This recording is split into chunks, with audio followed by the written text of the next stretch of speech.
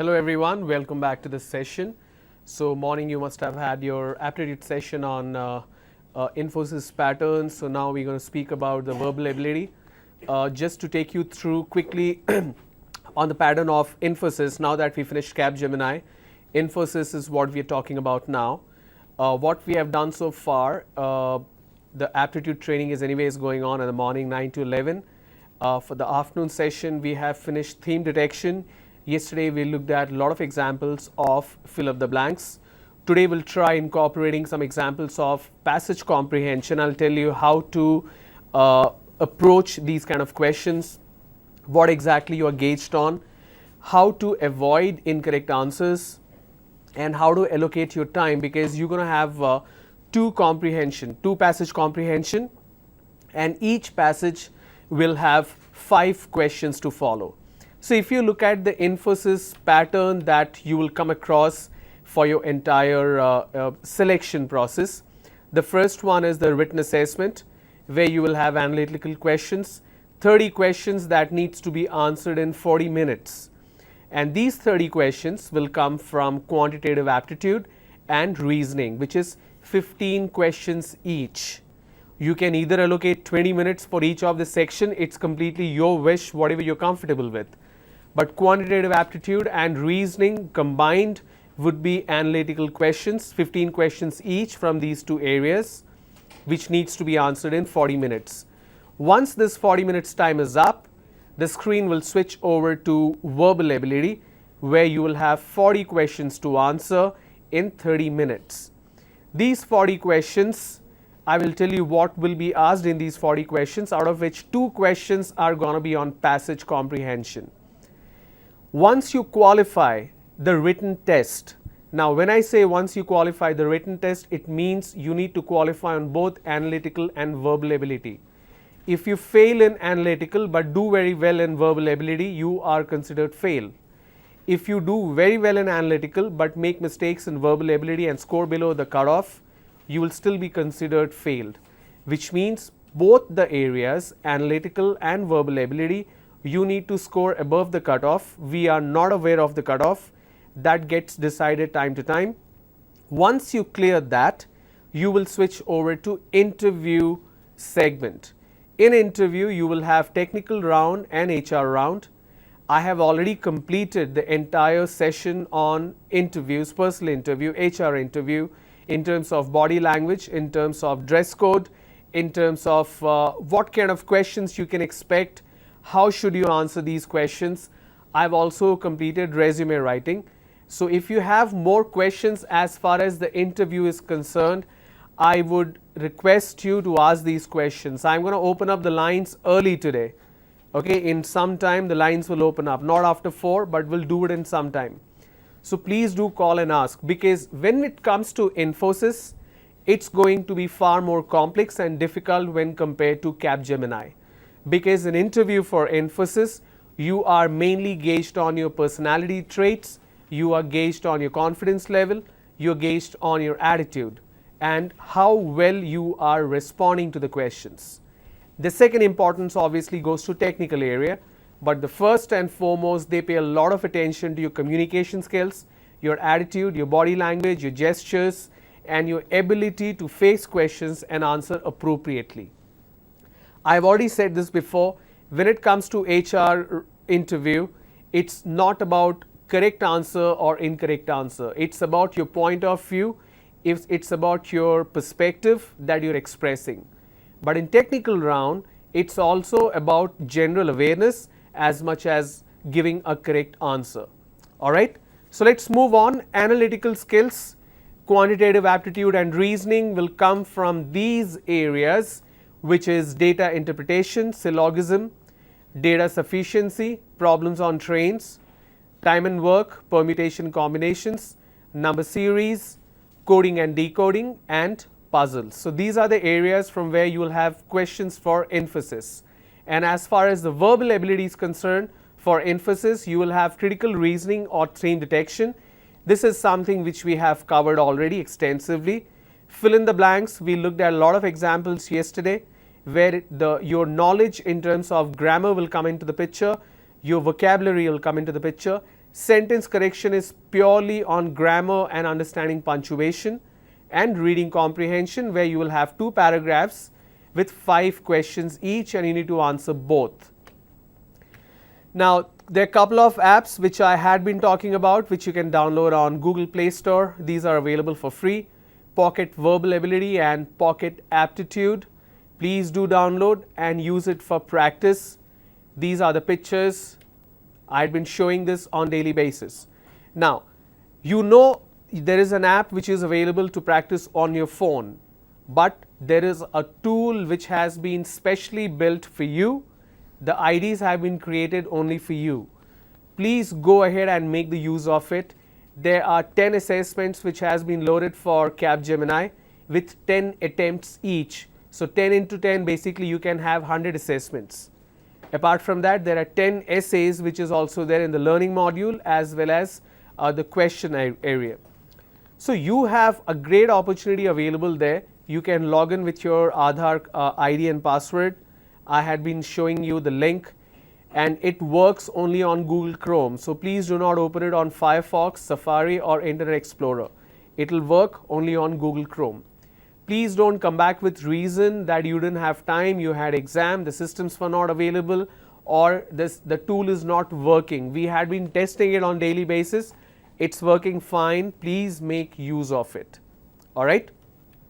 So as far as Infosys is concerned, I'm going to talk about passage comprehension today. But before that, I want to open up the lines to you. The lines are getting opened up right now. You will see 3 numbers listed on the screen. There you go. You have those 3 numbers. I'm going to read this out: 2354-0726, 2354-0326, and we also have a 1-800 number, which is a toll-free number where you're not going to pay for it. 1-800-425-0. I'm sorry, 1-800. I'm just trying to read this out. 1-800-425-039. If I'm reading it right, not really visible from my distance. So you must be having the number flashing on your screen. So please pick up the phone and call. We have completed a substantial amount of training when it comes to Capgemini in terms of pattern, in terms of the kind of questions to expect, in terms of your written assessment, as far as essay writing is concerned, which is definitely the primary focus for Capgemini, and what areas you will be gauged on. Even Sunil is talking about this on daily basis in the morning, emphasizing on Capgemini. The lines are open. Please do call, make use of these opportunities. Whatever questions you have, even in terms of interviews, if you want to practice following the right procedure that I already spoke about and I trained you and mentored you on. So please call and practice. And if you have questions in terms of anything to do with body language, anything to do with communication skills, be it pronunciation, grammar, vocabulary and fluency, you can ask those questions as well. Or if you have questions pertaining to Infosys, the pattern, the kind of questions to expect, and the passage comprehension, whatever question you have, please call and ask. I'm opening up the line. If you do not call, I would assume that you're not interested or you know everything, which means all of you are going to clear the exam, right? So if that happens, obviously it will be amazing because all of you will get a job. But we know there would be certain gaps here and there. That's why the lines are open, have been opened up. So please call and ask your question. While I wait for the call, I want to switch over to passage comprehension.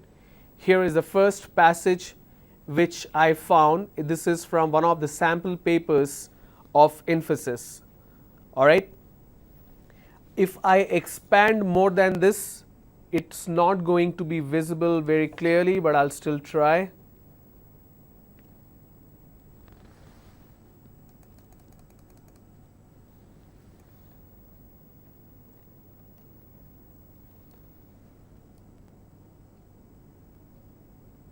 All right. So this is the first passage, and this will be followed by 5 questions which you need to answer.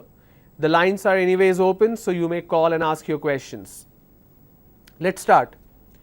One likes to think that one's attitudes, beliefs, and related behavior form a consistent pattern. Incongruity. Now, what I'm going to do is I'm going to read very slow. I'll start again. One likes to think that one's attitudes, beliefs, and related behavior form a consistent pattern. Incongruity that is detected results in sense of imbalance or dissonance, which the person then seeks to correct. The motivating effects of the need to correct incongruity, imbalance, or dissonance has been the occasion for several theories. We may select for consideration that the theory proposed by Festinger, which treats cognitive dissonance and its reduction.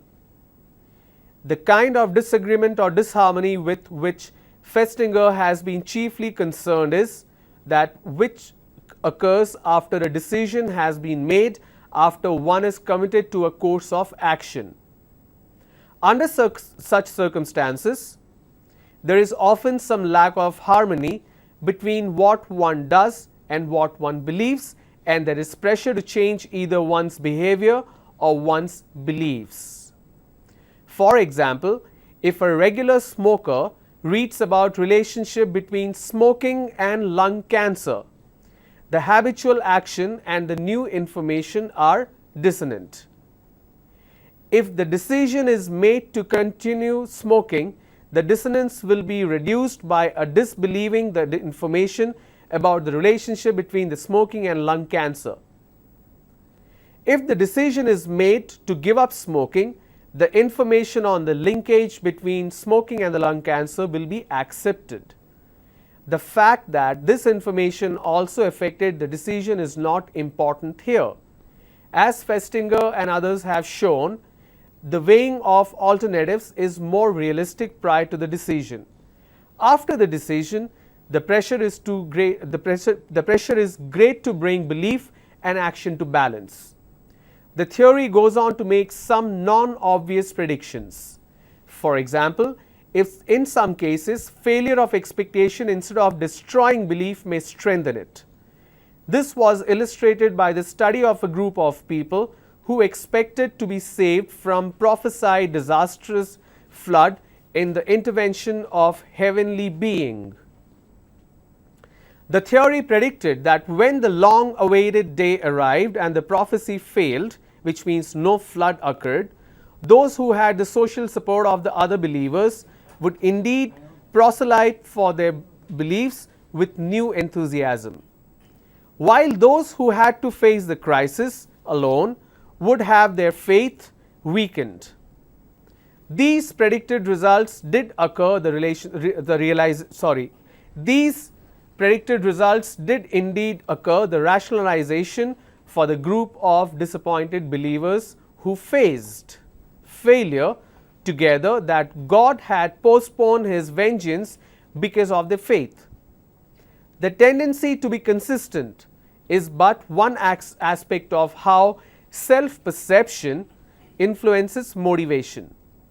Earlier illustration of human motivation might also be interpreted in these terms. For example, the success motivation and avoidance of failure are also concerned with how a person sees himself. R.W. White, for example, reinterprets how motives concerned with curiosity and desire for knowledge and for achievement as though they are all concerned with one's sense of competence as a person who is effective in relation to the environment. In another sense, the person likes to develop his potentials to the full, to be as complete a person he can be. For such pervasive type of motive, the operation self-actualization was coined originally by Carl Jung, one of Freud's followers who later developed a system of his own. By self-actualization, he meant the development of full individuality with all parts somehow in harmony. The term and closely related ones, that is productive orientation, creative becoming, etc., have been used by man.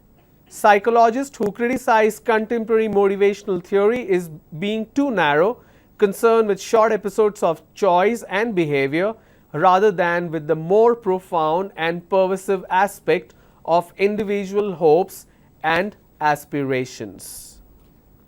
Now, I'll ask one question, very honest answer. Is this passage easy to understand? My answer is no. And if your answer is yes, you are amazing. But the answer is simple. The passage is not easy. There are a lot of theories which it's talking about. There are a lot of illustrations and examples it's talking about. There are a lot of assumptions it's talking about, principles it's talking about behavior, it's talking about how human beings think, how the change of mind happens because of whatever reasons. Infosys passage will be something like this. This I have picked up from a sample paper. Alright.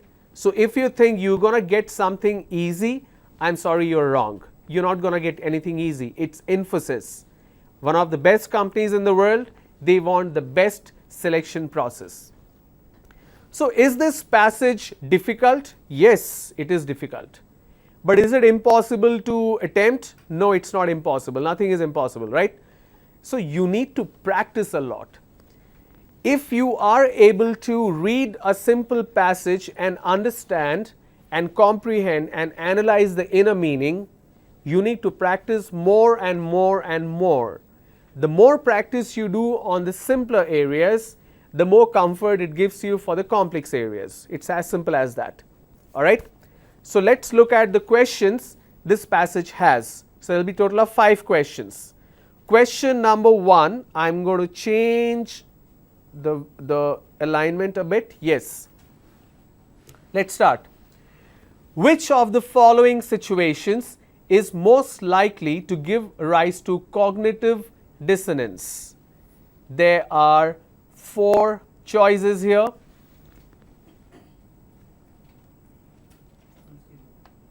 Just a moment. I am quickly going back to the question so that it's easy, because there are the formatting is like little difficult to follow, right? Okay, here we go. Which of the following situation is most likely to give rise to cognitive dissonance? And the options are: cricket fans watching their team lose, an anti-collector being told by an expert that the vase he has paid rupees 3,000 is actually worth rupees 100, student failing an exam, man cutting himself while shaving.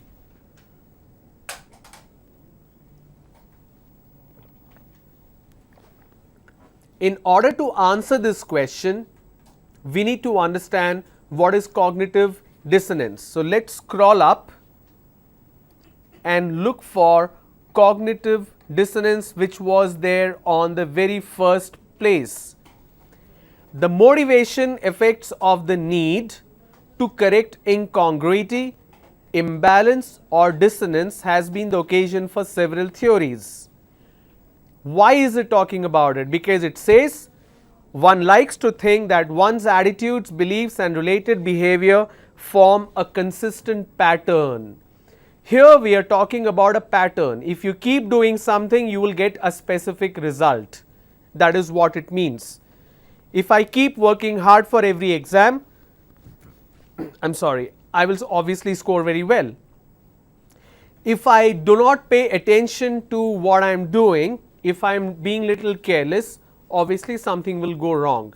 Which means if I follow certain things, the first line says one likes to think that one's attitudes, beliefs and related behavior form a consistent pattern.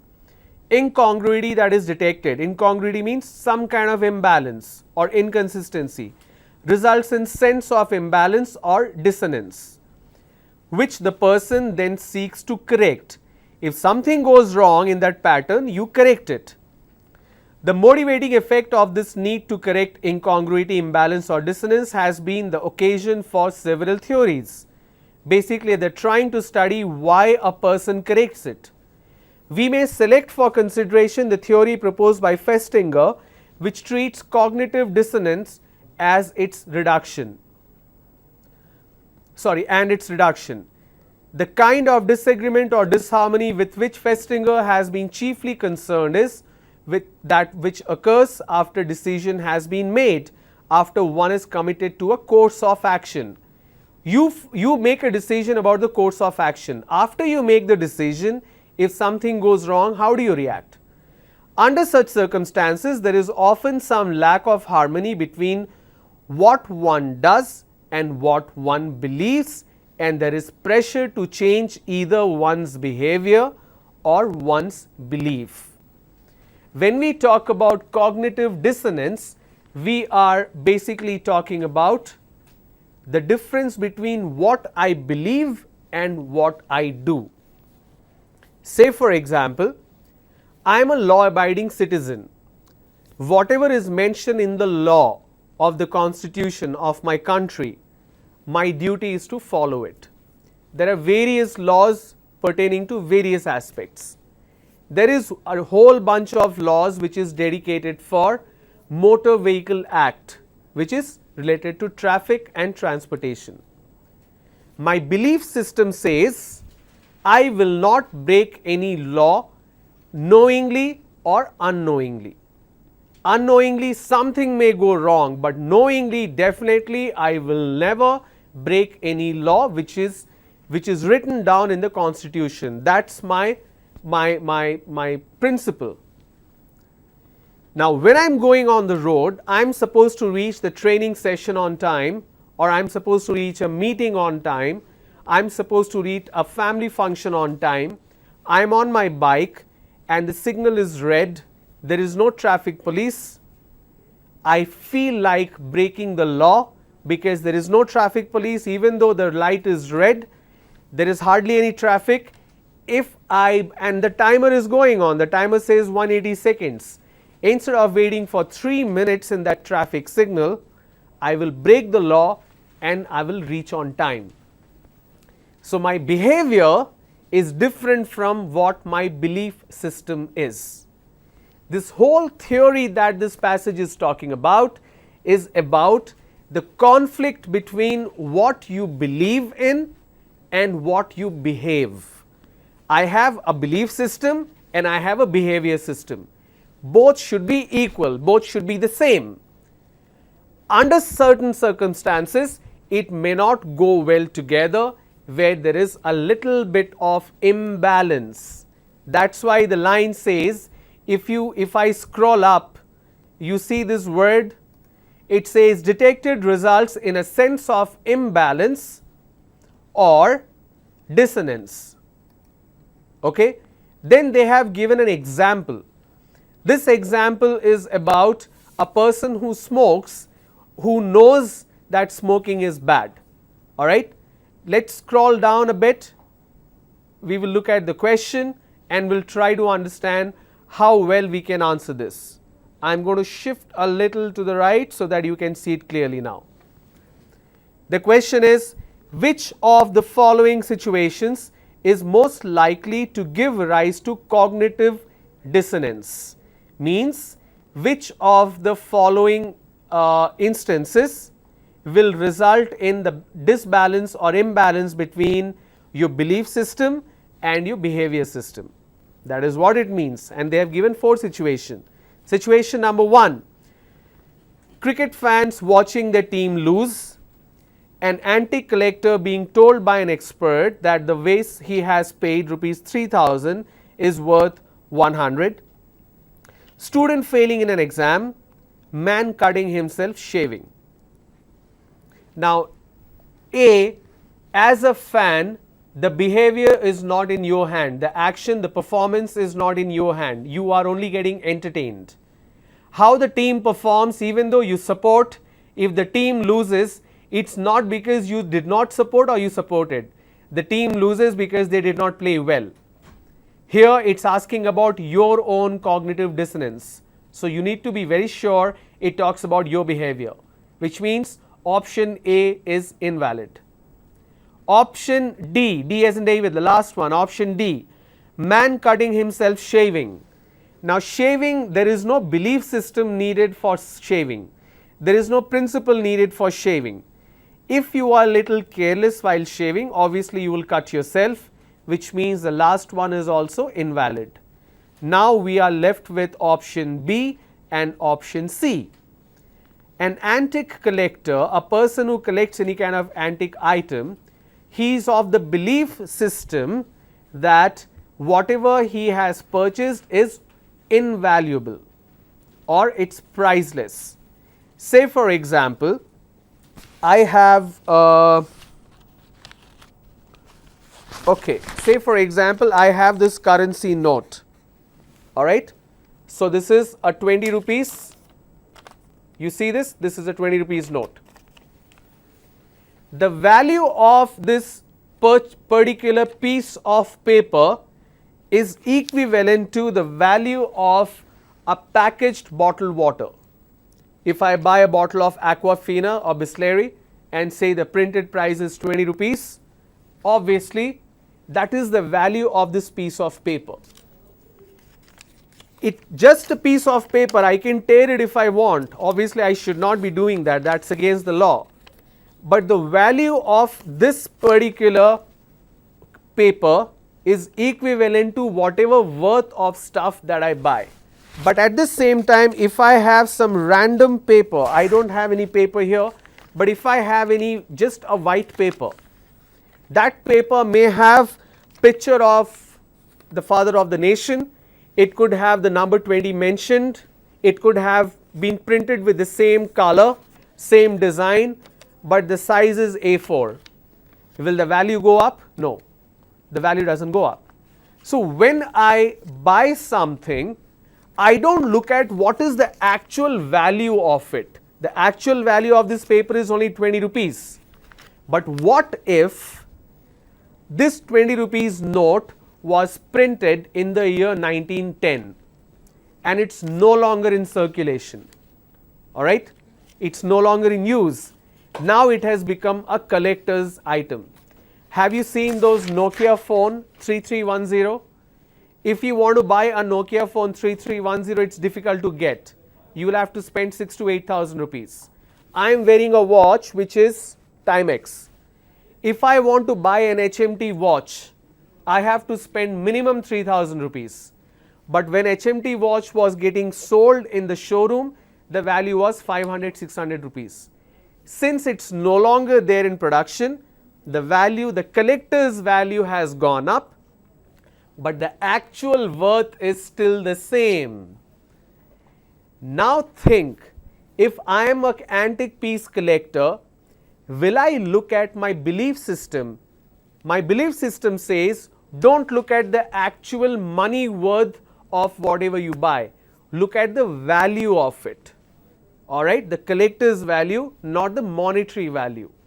The monetary value of this particular vase, okay, let's look at this sentence again. The monetary value of this particular vase is only 100 rupees, okay, but the antique collector has paid 3,000 rupees, which means the actual principle, the actual behavior or the fact that it is 100 rupees and he has paid 3,000, but the principal value or the worthiness of that particular article is much above. But when a collector is buying a stuff which he is getting cheated on, so basically he did not know what actually is the value, but he ended up spending 3,000 for it. This is an example of cognitive dissonance, because what you believe and what your behavior is not going same. Option A is wrong because it's not your performance, it's a team's performance. Student failing an exam, that could also be a correct answer. But when student failing an exam, that's a usual occurrence. But looking at the context of the entire paragraph, you need to again think, they have given 3 examples. Considering those examples, option B is the closest meaning to the particular passage. Clear? Let's move to the next question. In the case that one's expectation fail, belief will be destroyed, belief will be shaken but not destroyed, belief will be strengthened, and belief may be destroyed or strengthened. What happens when the expectation is failing? Your belief system is something, but your expectation is failing. What will happen? So the belief will be destroyed, the belief will be shaken but not destroyed, belief will be strengthened, and it may be destroyed or strengthened. It either could happen. For this, we will look at the last example of R.W. White. Okay, we will look at this particular example where it's talking about a particular incident. All right, let's go up a bit.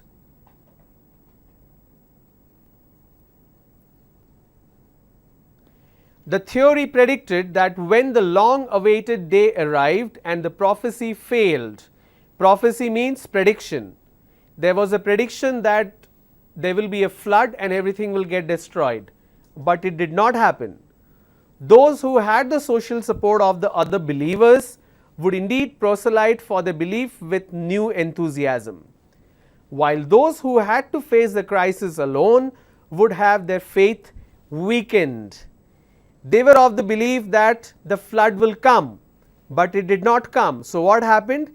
The faith weakened, which means the faith was no longer strong. It was shaken. Look at this particular answer. The belief will be shaken but not destroyed. All right. So that is the closest correct answer for question number 2. Moving to question number 3. With which of the following statements would Jung be most likely to agree? What did Jung say? Let's go up and read again what exactly is his theory. All right, just a moment.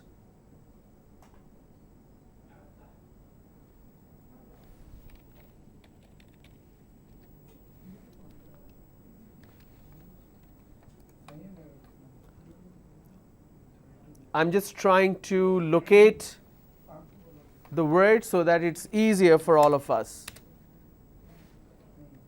All right.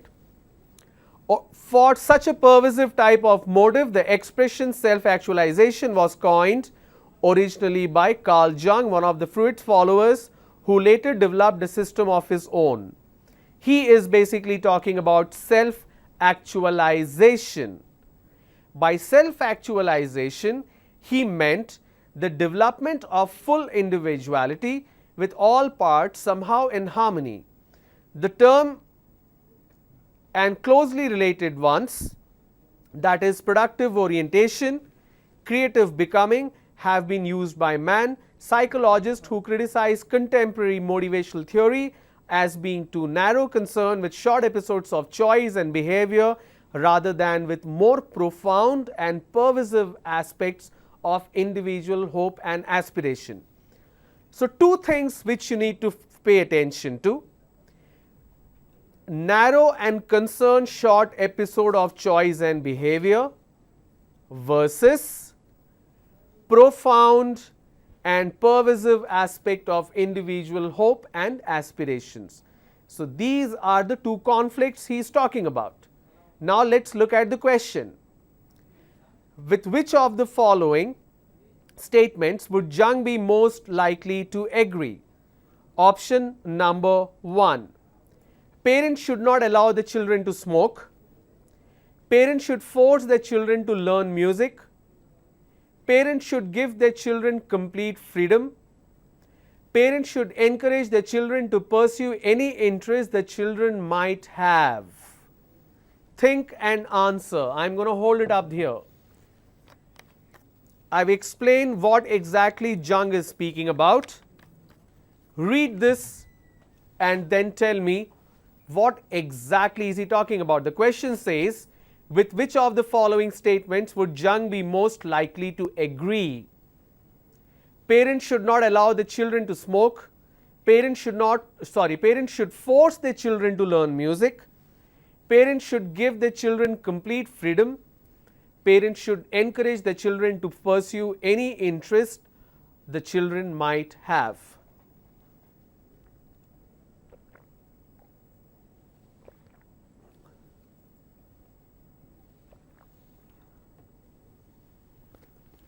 All right, the correct answer is D.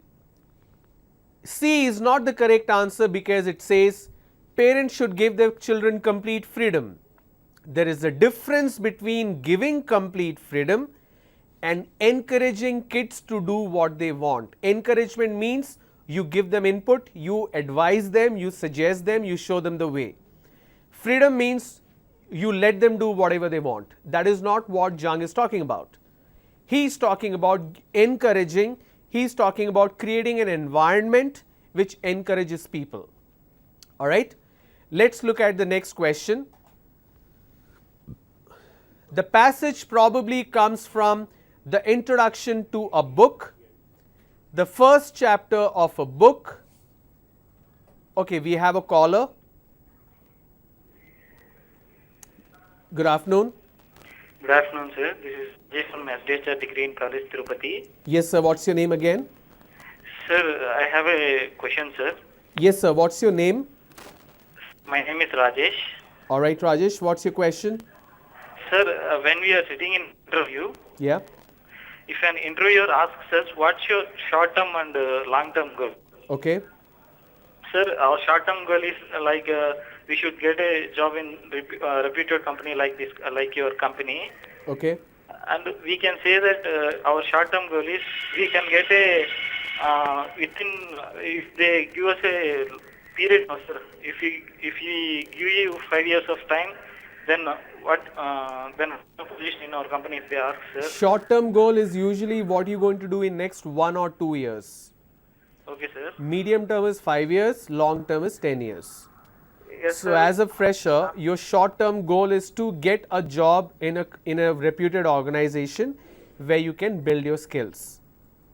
Yes, sir. And how can we prep our long-term goal, sir? That depends what is your goal. What is your goal in life? To get a respectable position in that same company. Are you sure you will work in the same company for 10 years? Sir, yes, sir. Even if your performance is bad, you will still work in that same company? Sir, I will improve all my skills and I will be in that same company. Okay. Have you heard of this company called Merrill Lynch? No, sir. Okay. Merrill Lynch was world's largest investment bank. Okay, sir. In 1 day's time, in 2008 September, the company got shut down because they posted a loss of close to $80 billion Yes, sir. in 1 day's time. So what if the company shuts down? So your Because long-term goal cannot be associated with an organization. Your long-term goal is associated with your dream, your capability and your aspiration. If you say my short-term goal is to get a job in a reputed organization where I can build my skills, long-term cannot be I want to be VP in the same company. Thank you. Say for example, there is a company which has 20 people, okay? Okay, sir. I'll give you a choice. You want to be a CEO of a company whose turnover is 1 crore a year and who has 20 employees, or you would take up a job, or you want to be vice president of a company which has branches in 75 countries, and you end up traveling throughout the year. Always you are traveling to different countries, and you're the vice president of this company which has branches in 75 countries. Which position would you like to have? Would like to have higher position, sir. Higher position is CEO. Yes, sir. Rather than the as a subordinate to CEO. Okay, I'm asking this question again. Okay, sir. Please. Option 1 is you are CEO of a company called Ganesh Enterprises. Okay, sir. Okay, Ganesh Enterprises is into manufacturing stationery product for schools. Okay, and you are the CEO of the company, you have 20 employees in your company. Okay, sir. Your per year turnover is 1 crore Yes, sir. and your market is Andhra Pradesh. Okay, sir. Option number 2 is Vice President Technology Implementation, and the company is a multinational company which has branches in 75 countries, and your job profile is you have to travel to different countries every month for business development and implementation. Yes, sir. Obviously, you are a vice president, not the CEO of the company, but you're the vice president of that company. Okay, sir. Obviously, we'll choose second. Why? Vice president, being vice president of a company, using a company standard is more important than being a Right. CEO of company. But just now you said you want a higher position. CEO is a higher position, right? Yes, yes. Yeah. So you cannot compare a position. You need to look at a lot of aspects. Yeah. So when you say your long-term plan is to get a higher position in the same company, that means you are limiting yourself. So when they ask about your long-term goal, be very clear about what you want to do. So my long-term goal is I want to get certified in at least 2 emerging technologies, and I want to have a team of my own, and I want to be responsible for some innovation and some product development in next 10 years time. You are not talking about which company, what position, which country. You are basically talking about I am a science graduate, I have learned science, I have learned computers, I want to build something, sir. And that is my dream. I want to learn, I want to get certified, I want to have my own team, I want to build something from the scratch. But before that, I want to get a job in an organization where I can build my skills. Improve my skills. And, Yeah, exactly. Okay, sir. Sir, I have a question too, sir. Yes, yes, please go ahead. Sir, is BCom students are eligible for Infosys drive, sir? Infosys takes only BSc, I guess. This particular drive is only for BSc. For BCom students, they will have some notification coming in where you will have finance and accounts payable, customer service related jobs that will open up for non-BSc students. Okay, sir. Another question too, sir. Yes, sir. Sir, you said that you can write your online assessments in systems, no, sir. In your own college, you can write your online assessments, which A.P.S.S.D.C has provided to us. You said, no, sir. I'm sorry, I'm not understanding what. You said that online A.P.S.S.D.C has provided to write online Correct, assessments. correct. Yes, yes. Yes, sir. Is BCom students also eligible to write that online assessments, sir? Sir, it's not about a BCom student or BSc student. Whatever data we have got from the colleges, Yes, sir. we have created the IDs. Which college you're calling from? Sir, I'm calling from SDHR Degree and PG College, Tirupati, sir.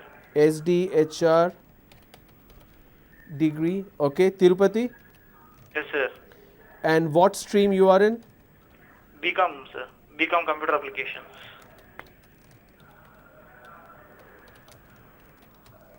Okay. What I will do is, are you going to attend tomorrow's session as well? Yes, sir. Okay. What I'm going to do is I'm going to get this information from A.P.S.S.D.C and I'll convey to you. At the Yes, same sir. time, did you try speaking to your placement cell? Sir? Did you try speaking to your placement team? Yes, sir. What did they say? Sir, they said that you can write your online assessments in mobiles. You can write in computer lab, sir. Yes. But due to degree classes, we cannot. Degree classes are going on, sir. As usual, degree classes is going on. Okay. So we are not able to write that online assessment. That is okay. Did you try logging? Did you try logging in with your Aadhaar number? Yes, I tried that. Sir. But the option it gave us page was not found. Page not found. What browser are you using? Sir, Google Chrome, sir. Google Chrome. You have the link with you? Yes, sir. I have. Okay. All right. Great. No, I just want to confirm you have the link. What I Okay. will do is, Rajesh, I'll find out from A.P.S.S.D.C that if BCom students are also included in that list, because when we receive the list, we Yes, have the sir. name of the college, name of the student, father's name, Aadhaar number. We don't have any other information. I'll find this information out and I will communicate this to you tomorrow. Okay, sir. Thank you. Thank you, Okay, sir. any other question you have? No, sir. Thank you. Thank you, All sir. right, thank you. Thank you so much, Rajesh. Thank you for giving me this opportunity, sir. Thank you, sir. Do we have any more caller? All right. Let's take a quick break. After the break, the lines will still be open. So please do call and ask questions. I really appreciate Rajesh calling from SDHR College in Tirupati. I'll find out the information for him and I'll provide him the answer. But please do call when we come back from the break and we'll continue with passage comprehension. Thank you.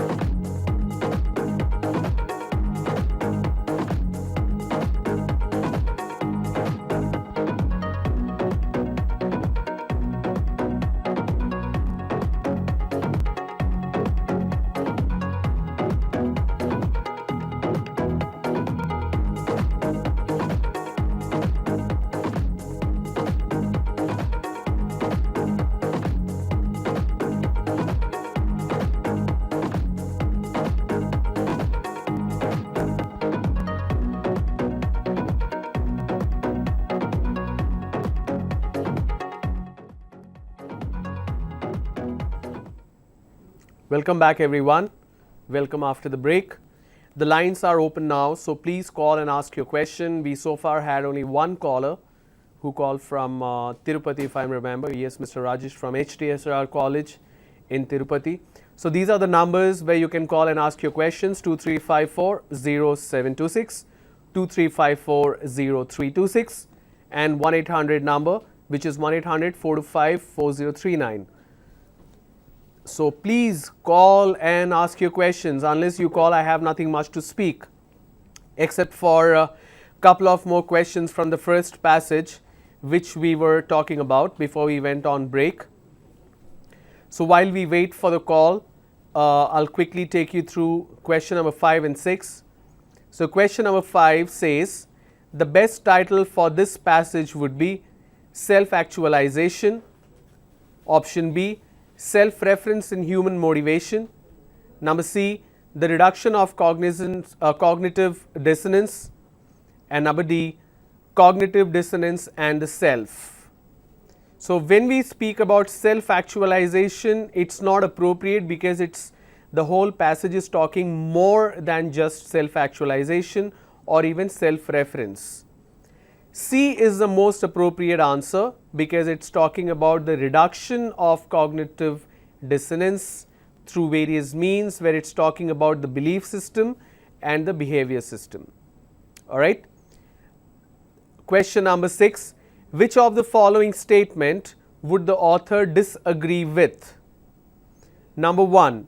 The tendency to be consistent is the only aspect of how self-perception influences motivation. B. The motivating effect of the need to correct incongruity have been occasion for several theories. C.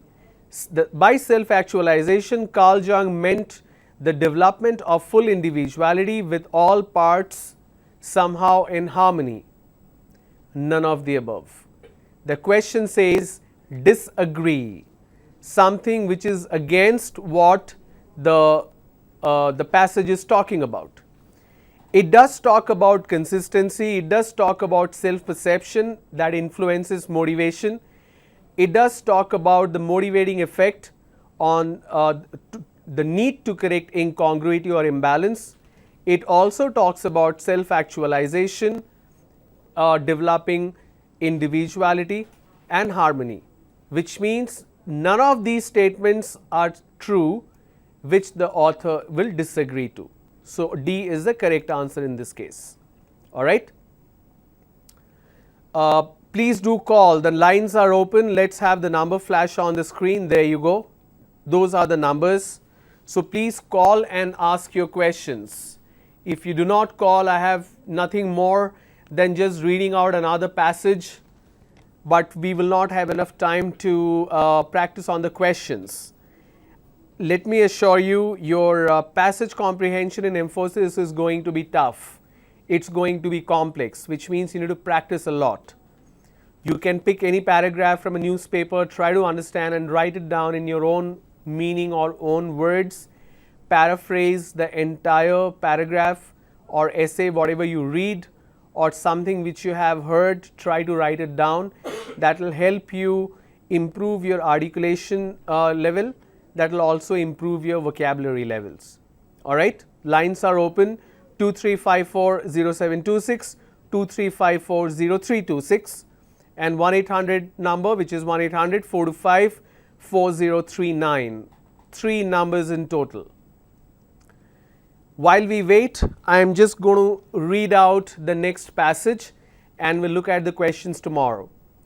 The passage says, Harold, a professional man who had worked in an office for many years, had a fearful dream.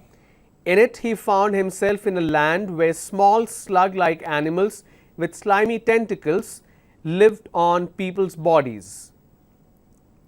The people tolerated the loathsome creatures because after many years they grew into elephants, which then became the nation's system of transport, carrying everyone wherever he wanted to go. Harold suddenly realized that he himself was covered with these things and he woke up screaming. In a vivid sequence of pictures, This dream dramatized for Harold where he had never been able to put into words. He saw himself as letting society feed on his body in his early years so that it could carry him when he retired. He later threw off the security bug and took up freelance work. It's completely talking about a person's dream or imagination to a reality which he perceives in the society. Alright, let's look at the question. In his dream, Harold found the loathsome creatures in his village, in his house, in a different land, in his office. It's talking specific to dream here. When we look at the loathsome creature, where is that particular word? Here it is, loathsome creature. The people tolerated the loathsome creature because after many years, they grew into elephants, which then became the nation's system of transport. The nation means a country.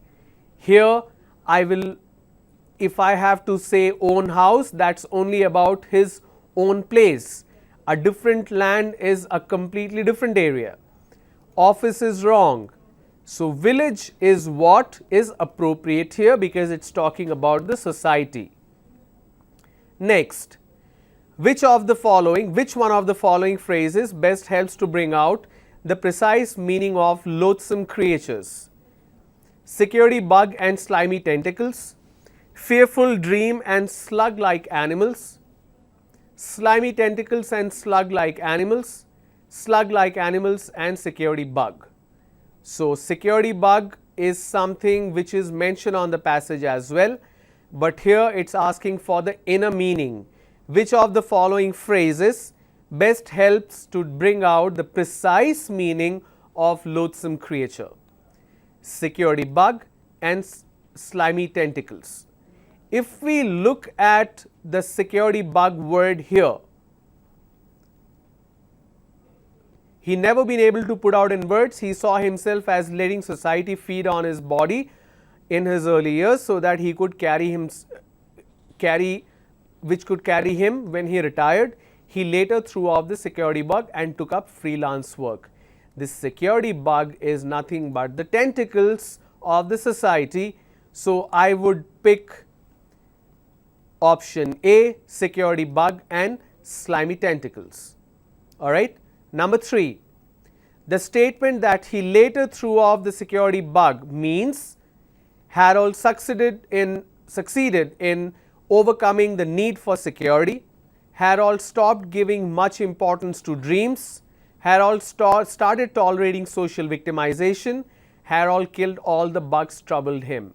All these 3 are invalid.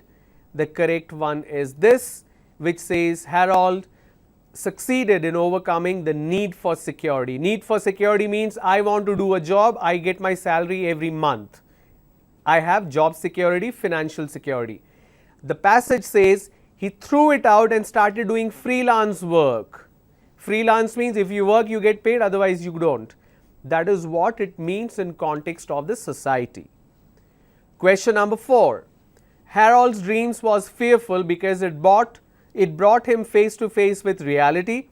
It was full of vivid pictures of snakes. He saw a huge elephant in it. In it, he saw slimy creatures feeding on people's bodies. These are all literal thing what he saw in the dream. But what it actually meant is it brought him face to face with reality. Reality means in society he feels people are feeding off him. Once he grows old, they will carry him and throw him away. That's the reality which he saw through a dream. What kind of work Harold took up? Full-time job? No. Consultant job? No. Project-based job.